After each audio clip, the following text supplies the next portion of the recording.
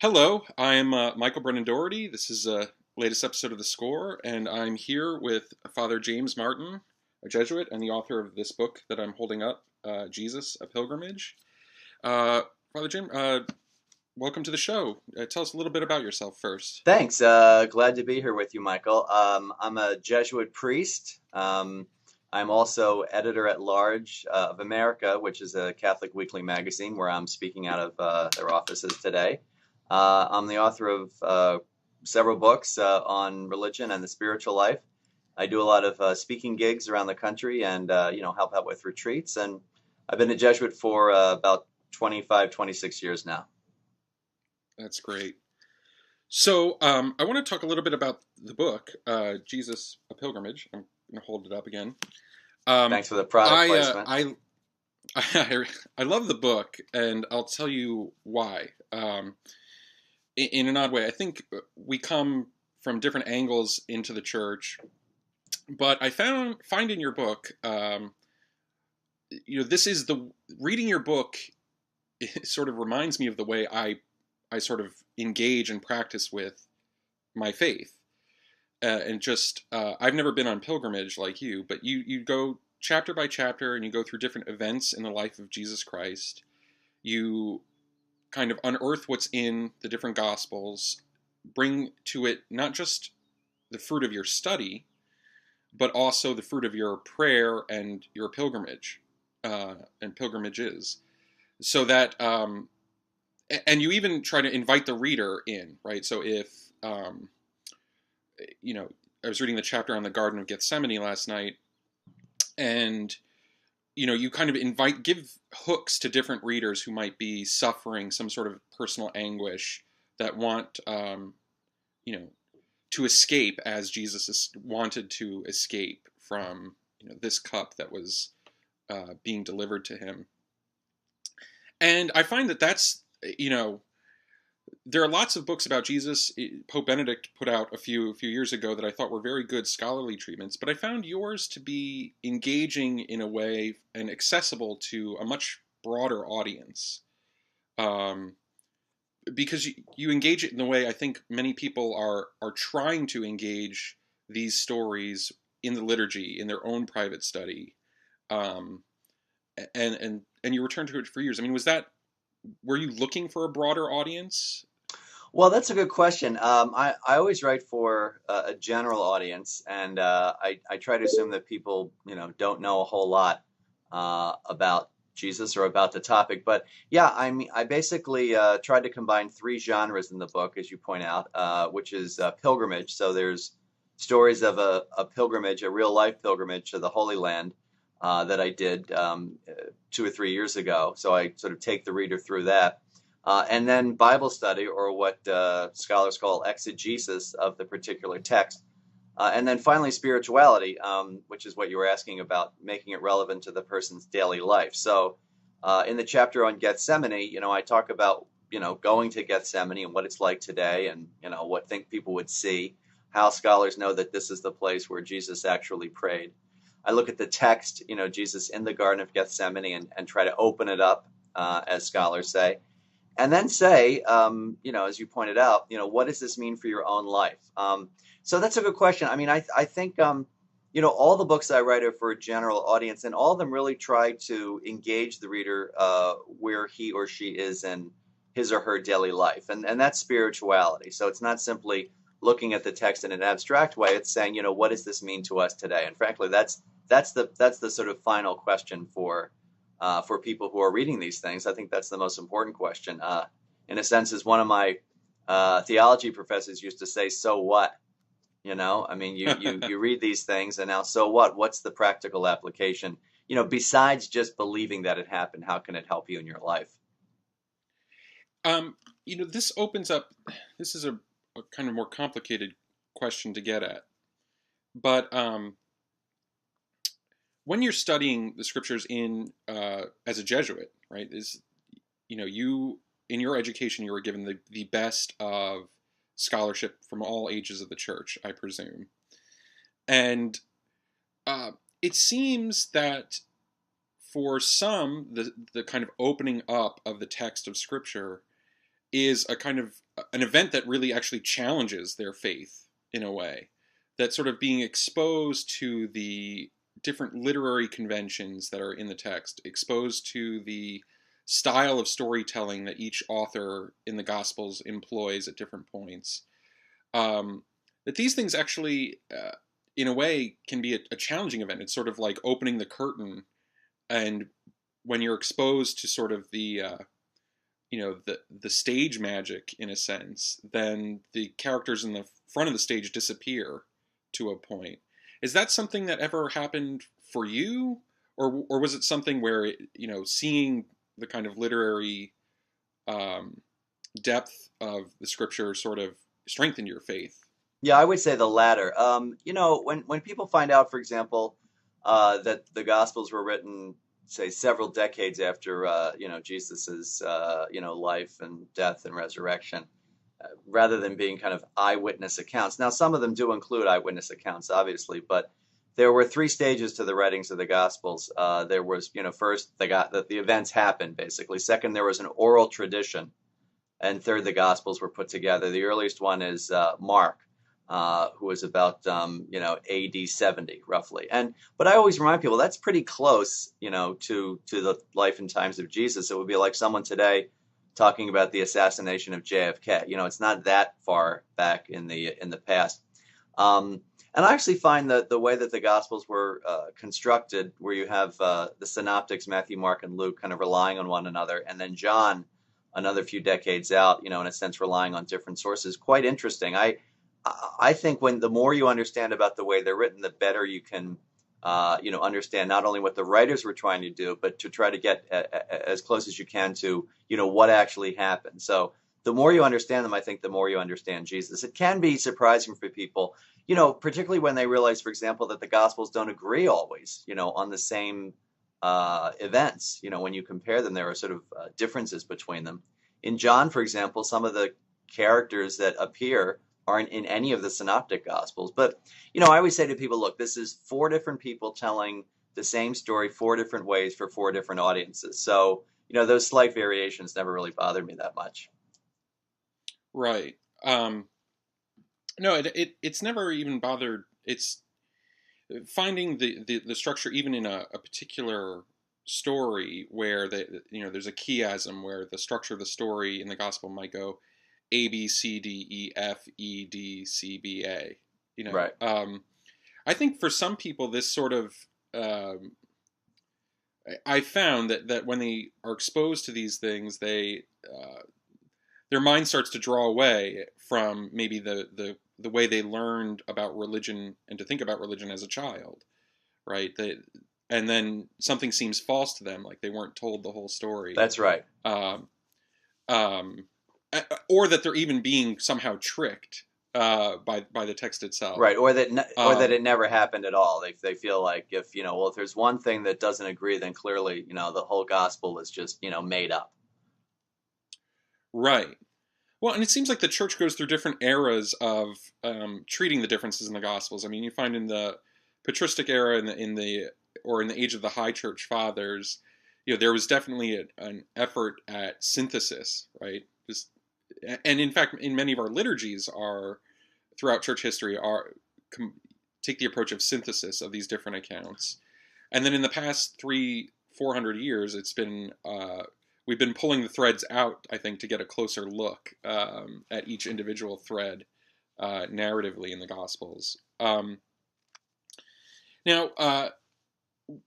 what was your, just to ask a more personal question about this book in particular, what was your kind of favorite part in the pilgrimage, or the most eye-opening part of the pilgrimage to you, and eye-opening maybe not just at the time, but later when you're reflecting and writing back on it? Well, that's a big question. I think the most sort of eye-opening and moving part was simply standing on the shore of the Sea of Galilee, and you can go to Capernaum, which is where Jesus made his base during his ministry in Galilee, and a lot of the familiar gospel stories that take place by the Sea of Galilee there, that's where he was staying. And to stand on the shoreline, and the sea really looks much the same as it did back then, and to say to yourself, this is what he saw, really grounded the Gospels in a way that I could never have imagined by, just sitting and reading and even praying with them, here in the United States. I think just from a factual point of view, what surprised me was how close a lot of the towns were on the northwest shore of the Sea of Galilee. So Capernaum, Bethsaida, Magdala, places like that, the places where he did his miracles. And you realize why the crowds were said to be pressing in on him. So in a sense, to answer your previous question about sort of people being, in a sense, feel like they're being duped. When you go to the Holy Land, you realize how accurate the Gospels were. When Mark says, he went from one town to this place across the sea, and the crowds were pressing in on him. You look at the landscape and you say, yeah, that makes sense. For someone working in such a confined geographical area, that makes total sense.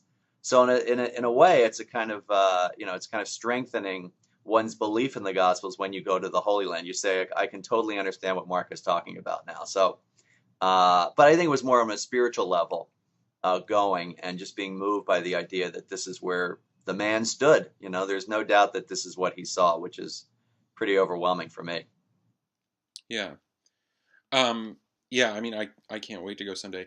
It's also, you draw out nicely in some of the chapters the sort of the smallness of these places, which you kind of just referred to, and the smallness of the churches there compared to, the great European cathedrals, and the way you can be sort of pressed into them, in the sort of rush. Was there something also about the kind of day-to-day life in these small towns and cities that took you back? I mean, I think some people that go there today, I think they're impressed by, in a way, how similar the social scene is, even though, now everyone has smartphones that they're looking at. But the scene itself, the kind of, the element of religious devotion and controversy and competing claims that are in the Holy Land today, I mean, it seems to reflect the time that Jesus lived in as well, just as much. Well, I think especially in Jerusalem. I mean, you go there and, as everyone knows, there are many different religions there, and, there's Judaism and Islam and Christianity, of course. And even within something like the Church of the Holy Sepulchre, there are competing, or shall we say, different Christian denominations all kind of vying for territory within the church itself, which actually is a kind of microcosm of the church today. So that you really feel, and you can, in a sense, sort of retroject that back to Jesus's time, when there was also religious controversy and political controversy in Jerusalem. I found most interesting, though, going to the smaller places like Nazareth and Capernaum, and realizing, and I say this in the book, this is, I think, my favorite part of the book to write. When Jesus was in Nazareth, it had somewhere between 200 to 400 people. And so you really get a sense of the kind of insignificance of the town then. One of the other interesting facts I unearthed was that there are dozens of towns mentioned in the Old Testament and the Talmud in Galilee, dozens of towns that are mentioned in the Bible and in the other Jewish literature. Nazareth is never mentioned. So it was tiny. It was this insignificant hamlet, and it reminds you when people are saying, as they do in the Gospels about Jesus, who is this? Who is this guy, this carpenter? And, can anything good come from Nazareth? That he came from, Right. He came from a really insignificant place. And we tend to forget that. We see him as, sort of always famous and always well known. But, he's this kind of, carpenter from this crummy little town. Yeah, well, and I mean, some of my favorite details in the Gospels are when people seem to recognize accents and say, Yeah, exactly. "Oh, you're Yeah. from this place." Yeah, which really, you know, like when they see Peter at around the time of the crucifixion, they say you're surely a Galilean, and yeah, it's because he has this Galilean accent, and once again, that in a sense, to go back to one of your original questions, the more you understand about the Gospels, the more you can kind of dig and really open it up. I think the more it actually makes them real to people, and in a sense it kind of authenticates them, because you get those details and you sort of ponder them and you realize, yeah, that makes sense. They would have had a Galilean accent, and he's recording that, and it gives it the sort of authenticity I think that people really like. yeah. Well, it's funny too, because how much of this book has grown out of? I mean, in a way, I mean, obviously you went on pilgrimage, but there's a part of Ignatian spirituality where you're really encouraged to mentally imagine the scenes in the Gospels and sort of recreate them, and even think about every little detail, like what color was the light Right. during this time of day on this part of the planet, even, and kind of insert yourself. So how much of this was also a fruit of your prayer and maybe even a journal you kept? I don't know if you kept a journal, actually. I didn't pick that up, but I know many Jesuits do. Yeah, well, I would Um, say a great deal. I mean, as you're alluding to, and I think people know now, thanks to Pope Francis, the traditional Jesuit or Ignatian way of praying is to imagine yourself in the scripture scene with as much, vividness as you can, and we're trusting that God is sort of working through our imaginations and to, help us to see insights that we might have overlooked. But, I'm very clear in the book, what's sort of authentic historical information, what's church tradition, and what's my own prayer, but a lot of it, I invite people to enter imaginatively into these scenes. And, for example, something like the hidden life, Jesus's life between 12 and 30, we know, pretty much nothing about. We can know some things about it thanks to archaeology, but, it's a great place to kind of invite meditation and use your imagination on that. What might his life have been like as a carpenter, for example? So I would say a great deal of the book, but also I'm careful to point out to people, this is my imagination speaking. This is speculative right here, because I think that's important. A lot of times books are written and it's hard to tell when the author's sort of imagining something or in a sense making something up, and when he's talking about something that's factual. So I think it's important to make those distinctions. yeah, I think for modern readers in particular, I don't think you could get away with some of the stuff, some of like Augustine might Yeah, do right. with a passage Yeah, where he blends together, even in his sermons, kind of. I think what I admire about the church fathers is the way they're so bold in taking the scripture passage and then extrapolating from it into the life of their own church on that day when they're delivering a sermon. Um, like the but best I like think the best of preachers. right Yeah.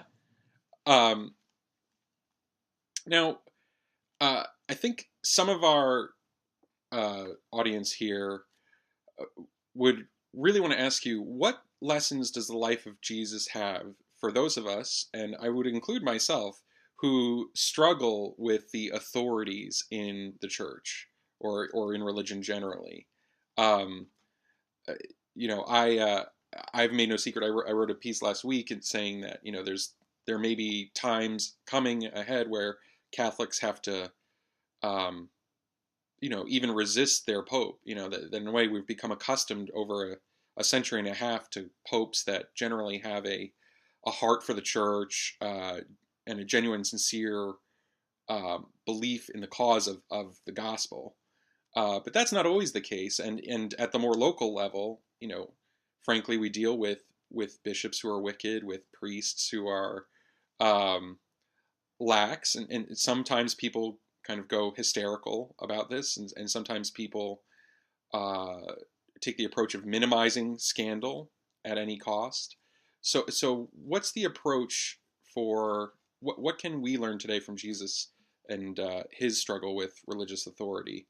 That's a big question. I mean, I would say certainly we have a pope who is, preaching the gospel, and I think that the first thing to remember is to be careful, that we don't conflate, uh, something like sex abuse, which obviously needs to be, needless to say, opposed and confronted and combated, and it's a crime, all those kinds of things, with disagreeing with your parish priest on something he happens to say in a homily, Yeah, about some local matter, right? I mean, so there's different, Catholics will know there's something called the hierarchy of truths.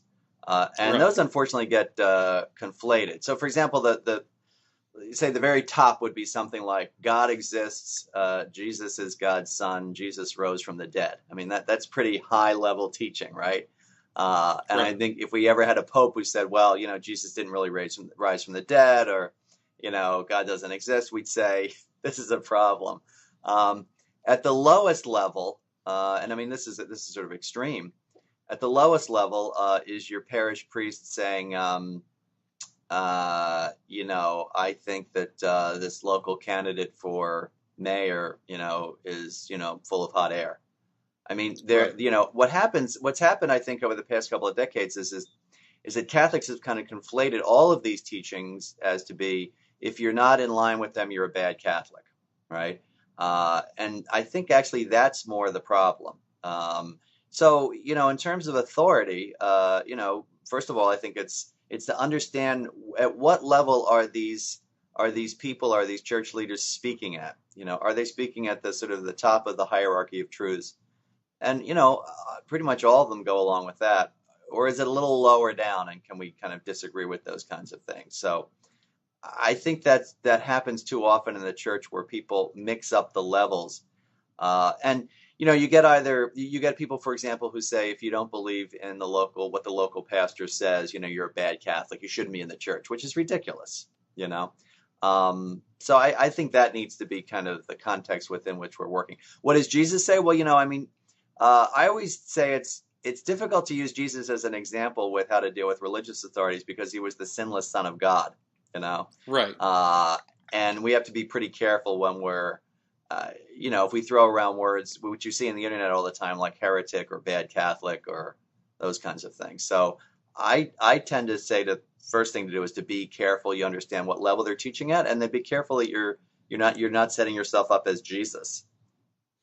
Yeah, I mean, there's a definite temptation that I've felt and I've noticed, and by noticing it, then now I've turned, my rhetorical fire on it. Of, a lot of people receive their primary formation about ideas and ethics from media, Mm-hmm. and so they kind of import this model of ideological struggle into the church and into the faith, right? And so, uh, you know, and so they do look for deviationism, Yeah. right? Like, and there's a kind of fault finding that is damaging, and there's also a way, though, in which people, how do I put this? In some ways, people take every utterance of a religious authority a little too Well, I seriously think in that's some and I ways. mean, I think that goes to the point of the hierarchy of truths. I think, Right. and I also say, yeah, I agree with you. I think there's a lot of sort of easy left, right, and liberal, conservative, that kind of stuff that goes along with, which I think doesn't fit. You can't sort of import these political categories onto the church. The church is both left and right. It's both liberal, conservative, it's both progressive and traditionalist. And then it becomes kind of who wins and who loses, right? And Right. that's a problem as well. The other thing I was going to say is, I think what happens is the same thing that happens in people's scriptural or biblical literacy. They're taught something at age 7, 8, or 9 when they're in Sunday school or by their parents, about the Bible. The Bible was written by Matthew, Mark, Luke, and John, and you get the sense that they were there on the scene transcribing. Or here's what the Catholic Church teaches about this topic, at age 7, 8, or 9. And then a lot of times they might not have any further religious education. I'm talking about That's right. Catholics now. And then when they're an adult and someone presents a kind of more nuanced version of how the Gospels were written, or a more nuanced version of a presentation of their faith, they kind of freak out. And they say, this is when I was not what I was taught when I was 8. And I often say, well, of course not. When you're 8 or 9, you need sort of simple black and white ways of understanding things. When you're 25 or 30, it's a lot different. My analogy is always, do you use the same math that you did, when you were 7 or 8, or Right. do you see social studies or history the same way you did when you were 7 or 8? No. And the faith is the same way. I think people are uncomfortable with nuance, which is unfortunate, because we're living in a very gray world.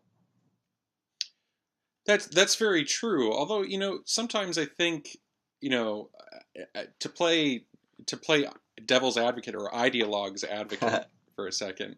Um, if you look to the prophets, there is no difference in many of the prophetical writings between unfaithfulness in doctrine, liturgy, and politics, right? I mean, um, you know, God, you mix up the worship of the temple, and then suddenly God lets the Assyrians conquer you. Right, right. um, so in a way, I think there is a kind of there's an instinct against that, and also I think for some, I mean, this usually isn't the level of scandal people are hit with that you were describing when a more nuanced understanding. But the truth is, over the last 150 years, the consensus in um, textual critical analysis of the scriptures has been a moving target, to say the least, right? Hmm. Like you mentioned Mark being written around the year 70, but that's moved backward in time. The consensus Yeah. from 200 years ago, when the thought was, oh, maybe these were written in the year 200, Yeah. or something closer to that.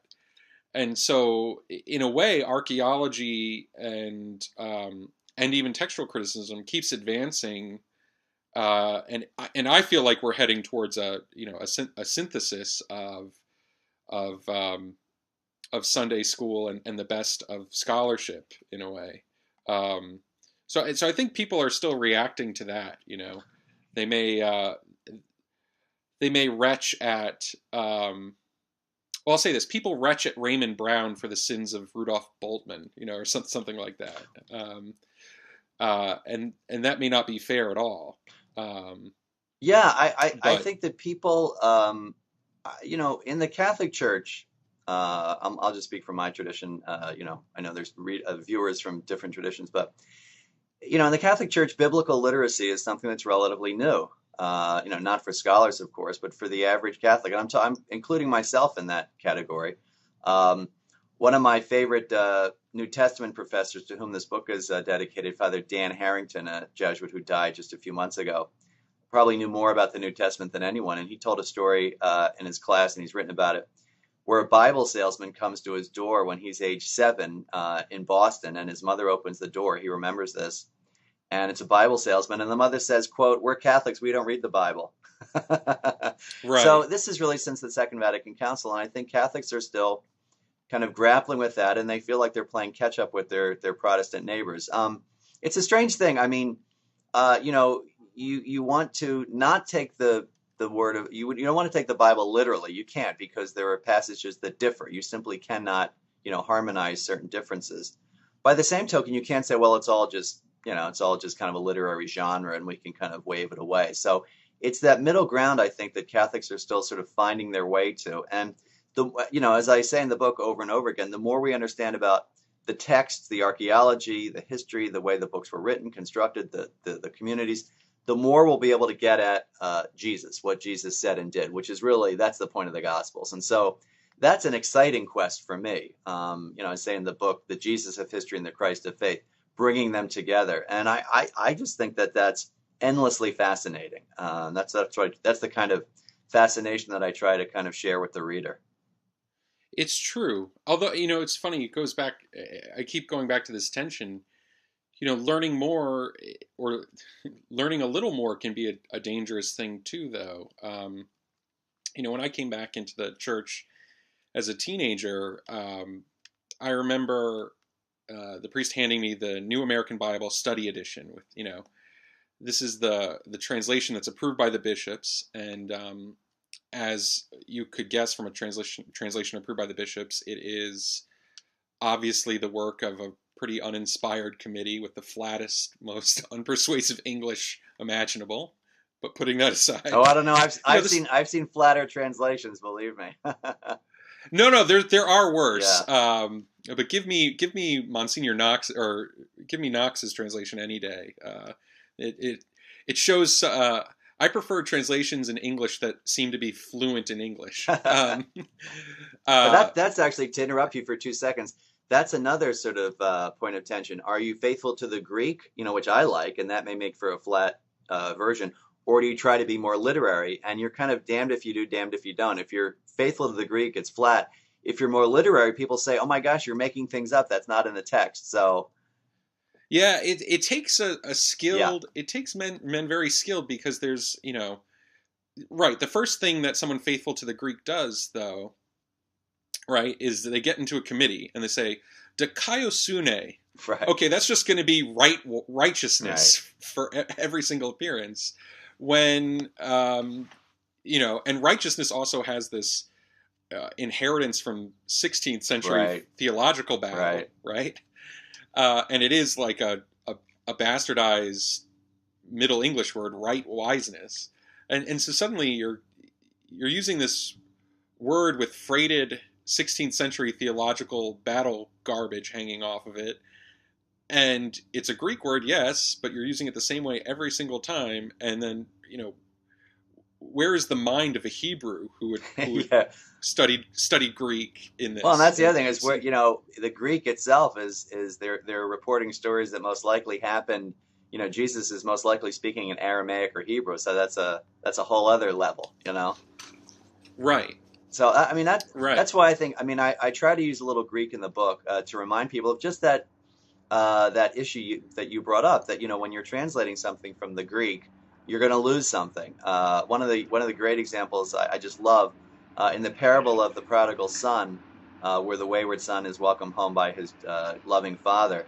There's a line in the New Revised Standard Version which I like. I think that's the most faithful to the Greek, where it says the father fell upon him and kissed him, and or the father embraced him and kissed him. And the Greek is he fell upon his neck and kissed him fervently. It's so much more vivid.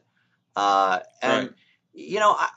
for me, I think that's a good point. People see these things and they get confused, and they're in a sense sometimes they feel like it's threatening to their faith. But I think Well, it's a kind of constant sort of getting back to the source as much as you can. right, but just I was going to get to this Sure. example in that New American Study Bible that I was given by the person who was going to confirm me in the church at 18.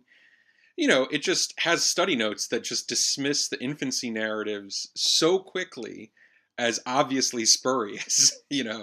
As obviously some interpolation of a later tradition with no basis in fact. You know, you could imagine the average Catholic going, okay, then what the hell is Christmas all Well, about? I think that's true, and I think that what's true, in other words, is that if you dismiss these things out of hand, the way I like to look at it is this: the Gospels, as one of my New Testament professors said, provide us with a general outline of Jesus's life, right? And that is accurate. Hmm. The stories in there, provide us with an idea of what Jesus did.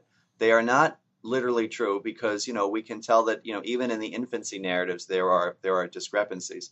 Um, and I think there are some stories that may be ways that the participants, were trying to describe what happened to them, as well as they could.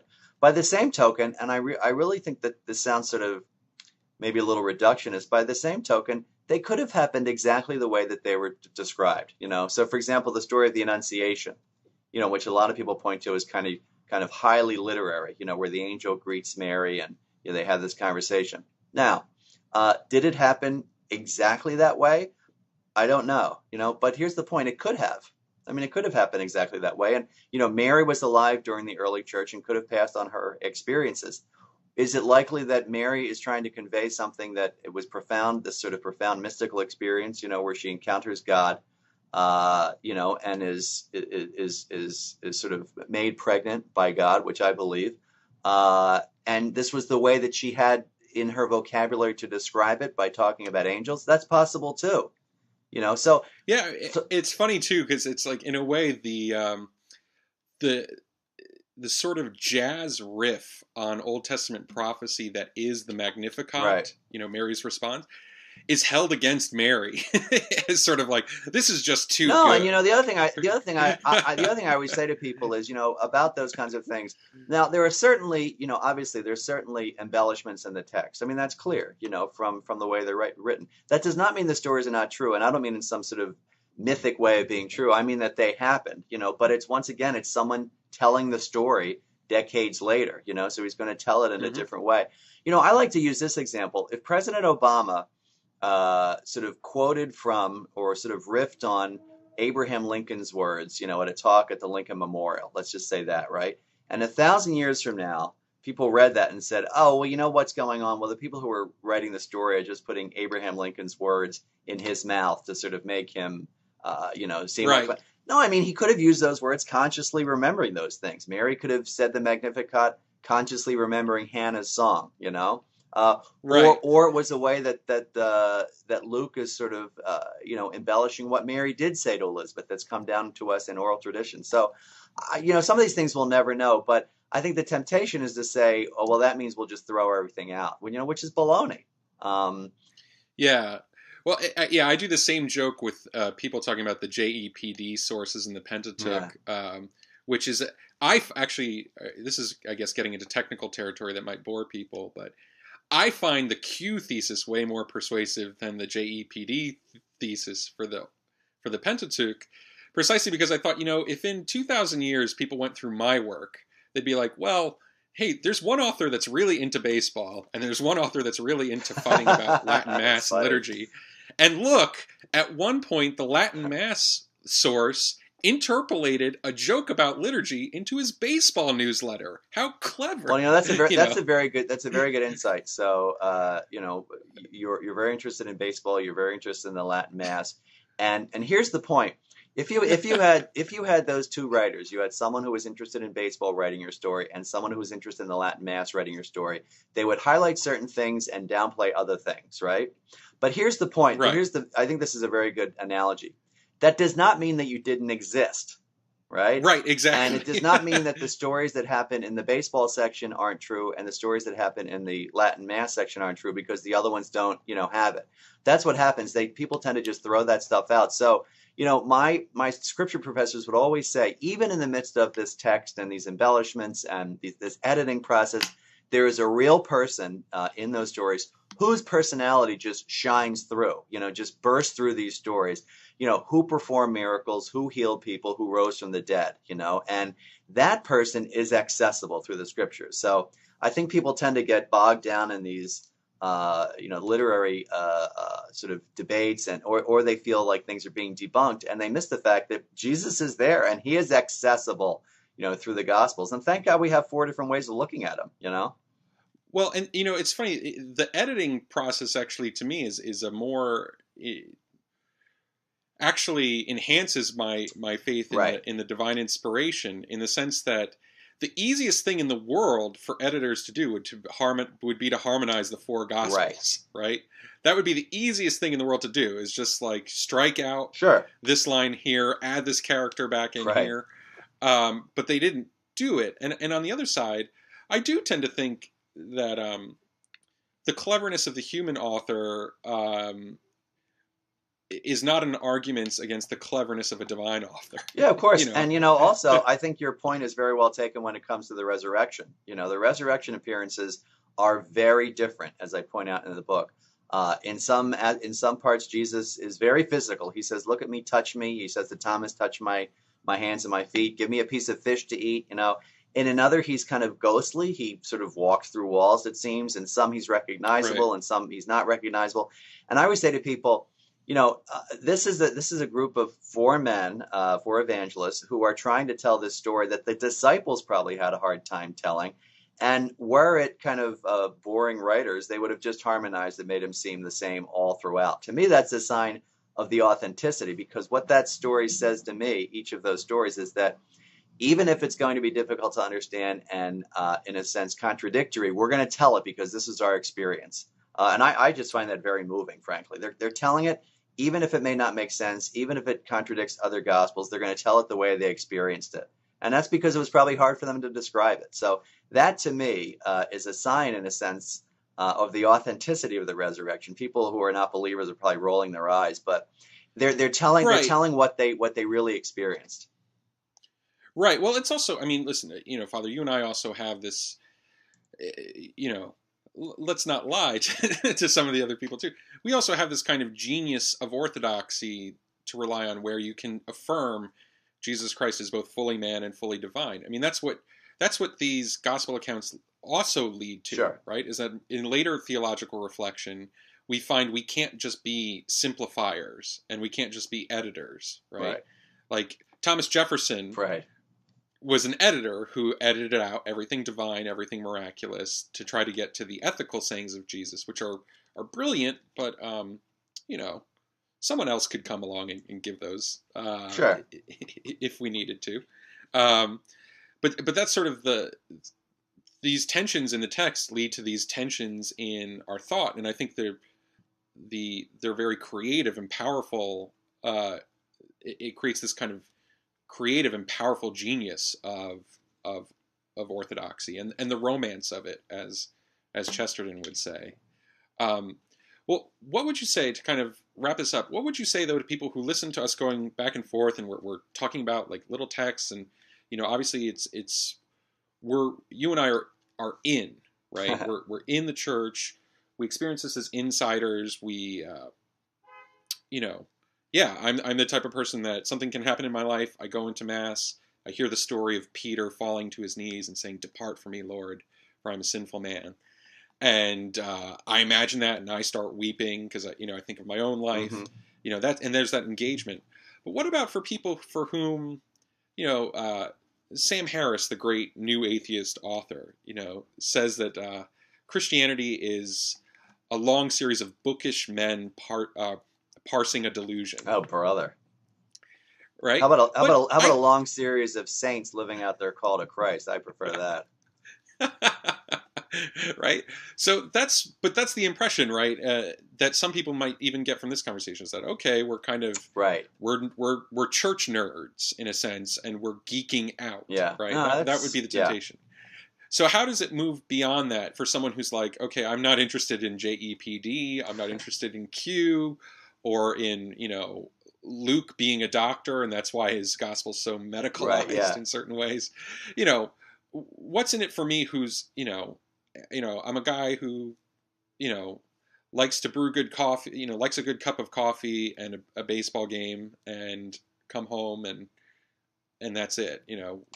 Do I have to become a nerd to be a Christian? No, not at all. So you're talking about someone who's already a believer or a Christian, is that right?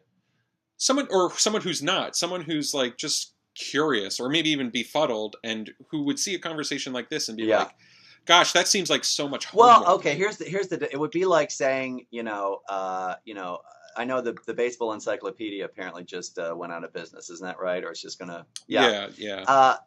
The baseball encyclopedia and what people on sports channels talk about may not be your cup of tea. It might be too geeky and too nerdy and too literally inside baseball.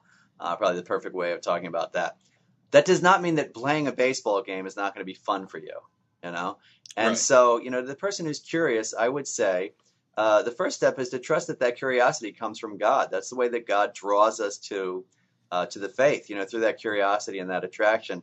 And the second thing is, read the Gospels for yourselves, because they are readable, and you will encounter a person there who is incredible, and who will draw you and who you'll want to get to know more about. So, I would say get into the game, pick up a bat and, have someone, throw you a pitch and then try it out, and then, you might start to want to learn a little bit more about the technical side of things. So, let's say you pick up a bat and a ball and you're moved to kind of, read a little bit more about the origins of the game. That's how it works. I mean, the key is an encounter, whether it's an encounter with a game itself, whether it's encountering your baseball to your bat to a baseball.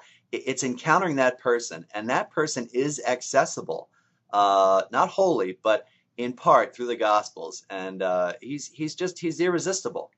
He's irresistible. At least he is to me. Yeah. No, I agree. Although by agreeing on that, we're verging towards the heresy of Calvinism. Yeah. To bring it back to heretic hunting. Right. Well, listen, this has been great. I really love the book. I do recommend people get into it because, just to wrap it up, I think this book, more than in the past 100 years, there's several books about Jesus. Past 120 years, I think of Carl Adam, Frank Sheed, even Pope Benedict, and of course, there are thousands of titles, probably in any remaining megastore for books. But this book, more than others, does seem like the reflections of a player, to extend our analogy. No, but someone who's in the game, and sort of gives you the chapters I have this kind of effect of modeling. What I like so much about the book is that it models the way Christians engage the story of Jesus, and the person of Jesus in prayer, in liturgy, in pilgrimage, in study, and for that alone, I think it's actually a great treasure. So I thank you for producing it. Thank you so much. It's been good to talk with you too. All right. Well, we'll close this out, and I'll see viewers soon. Thank you.